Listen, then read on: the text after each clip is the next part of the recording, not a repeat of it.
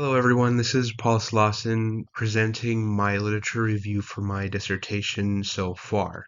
So, what my dissertation is essentially about is looking at the treatment plans that powerlifters do when they are faced with joint pain. So, essentially, we know what they're supposed to do, but we want to know, or I want to know, what they actually do when they have joint pain.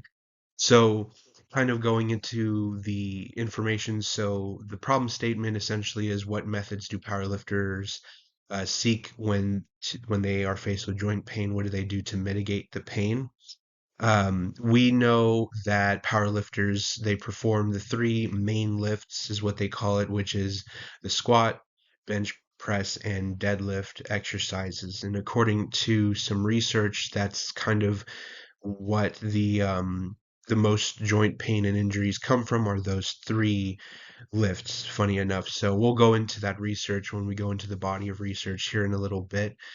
So the gaps in the research are that there's not really a lot of literature that shows what powerlifters do to mitigate joint pain, but we do know and we do have a lot of research on what they should do. We know the success rates of physical therapy and or surgery. So we know what they should do, but we want to know what do they do, just to see if that can help clinicians with approaching powerlifters. And that kind of goes into the next thing, which is hypothesis, assumptions, and limitations and significance of study. So the hypothesis is powerlifters do things to mitigate joint pain so they can continue participation in their sport. They may use various methods like knee sleeves, elbow sleeves, or even medical services, but we just need to know if what they use. So one thing I wanted to review, which I wanted to kind of remind people is the methods. I know we haven't gotten there yet, but my plan is to use a guided interview to get information about what powerlifters do. And the reason I wanted to use a guided interview versus a survey is because guided interview, I may get a lot of information out of a smaller sample size of participants, whereas a survey, you would have to get a lot of samples, a lot of participants for a smaller amount of information. I personally don't have access to 50 or 60 powerlifters, but I do have access to maybe 10 to 20. And so a guided interview would be good so I can have more statistical significance with the information when I get there. So that's just a little methods preview for the next one. So limitations, there are going to be limitations. Like we're not going to know the economic status of the powerlifters. I don't really plan on asking about that. And this may influence their decision to go to physical therapy or to a healthcare provider for surgery or an x-ray and see what's going on, and that may limit what choices they'll make. And so I'm trying to mitigate that by asking a question about essentially if you could go and use healthcare services, would you do this, this, and this? That's kind of what I'm going to try to hope to get rid of the limitations with that. And when we get there, that should be ironed out.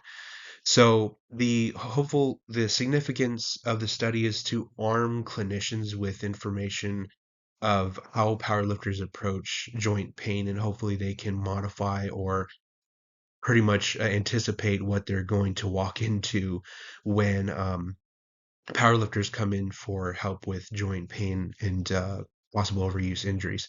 So so I'm hoping that that can help them with being able to help them in a different way or similar, kind of depends what we find in this dissertation.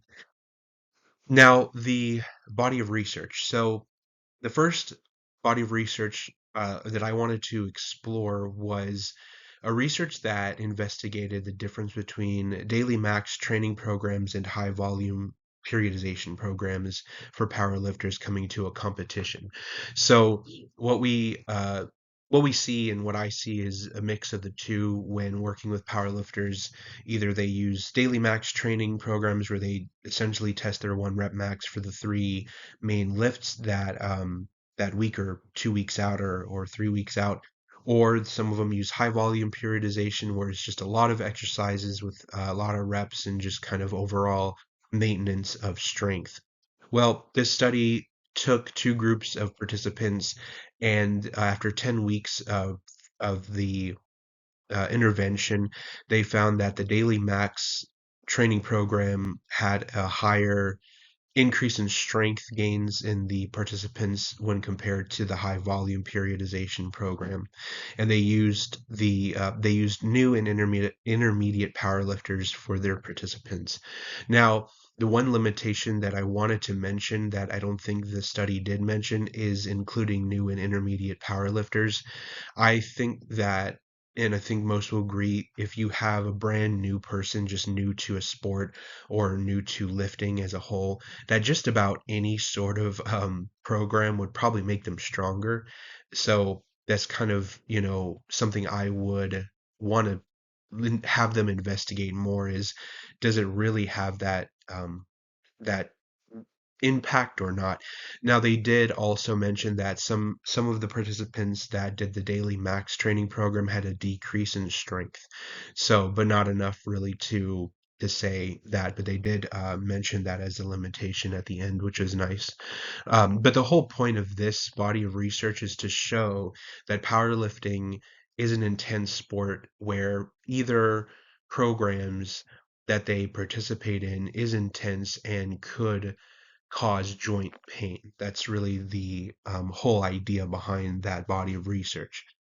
The second body of research talks about what I was talking about at the beginning of the introduction of this presentation, which is the prevalence of joint pain and injuries. So, like mentioned before, powerlifters have the three lifts they focus on: squat, bench press, and deadlift. And those three happen to be the ones that have the most prevalence in joint pain. So 60% of the injuries are acute, according to this research. 93% are from shoulder injuries. 85%, or sorry, yeah, 85% are lower back, and 80% are knee injuries. So that's kind of why I mentioned knee sleeves and things like that, because from the research that I found, that's one of the joints that have a lot of the pain.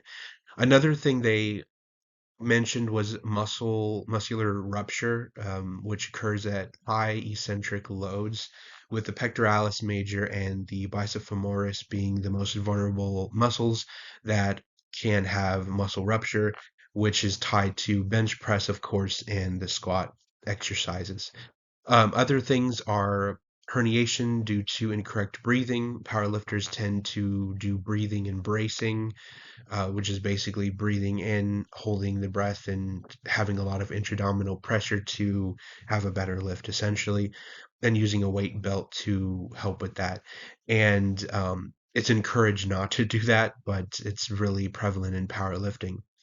The study also wanted to include different things to prevent these kind of injuries, including medical checkups, right, or correct form, which kind of ties into increased education to these athletes and safety in competitions that are coming up.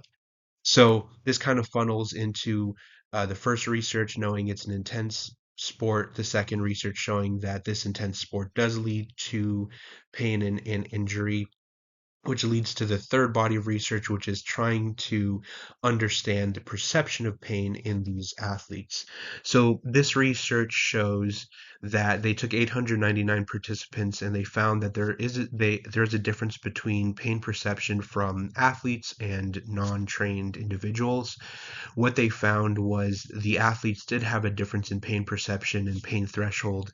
Essentially, they have a higher threshold of pain than non-athletes, which may influence the choices that they make to mitigate joint pain, and perhaps it also influences how severe the joint pain, or excuse me, or the joint injury is before they actually start to look for help. So this kind of leads to the the idea that there is injuries and pains that occur in powerlifting, and that there may be an extension of how long that pain is perceived. So this leads to the fourth body of research, which is basically now that you know you are injured and now that you know you're in pain, what decisions do you need to make? Well, luckily, there is a research that investigates this in high school athletes, not really powerlifters, just the major sports or football, basketball, American football, all that. And so they compared 14 different high schools, and what they did was they looked at lower socioeconomic status high schools with higher socioeconomic status high schools to see if that affects the decisions on what the high school athletes decide to do when faced with injury and pain. And this was defined in the article as anything that slows down or completely stops their participation in that specific sport. What they found was the high schools that had lower socioeconomic statuses were 2 times likely to use healthcare services such as physical therapy or surgery versus higher socioeconomic status, which is may influence how I build my guided interview, because that may or may not actually affect the tendency towards looking for medical intervention. Now, they also had a category for other interventions, and they did not define what the other was. I mean, they just had it as a percentage. And that is hopefully where I come in my dissertation to explore what the other percentage is, and in non-high school powerlifters. So that is a big thing. The powerlifters, the participants I'm looking for, are not really in high school, they're outside of it, and they're doing this for leisure, for their own goals, not really for a college or high school. So this kind of funnels into it, and as conclusion, the first body talked about how intense powerlifting is. The second body talked about the injuries that occur because it's so intense and the pain that could happen. The third body of research shows how they perceive that pain and how it could be perceived a little longer than others. And the fourth body shows how high school athletes deal with these injuries and pain, and where they seek help. And this kind of goes into the natural next step, which is, what do powerlifters do? What does that other category consist of? And what's the most common route they take for this? Here's my references as well, the 4 different articles, and that's where I am right now on the literature review. Thank you.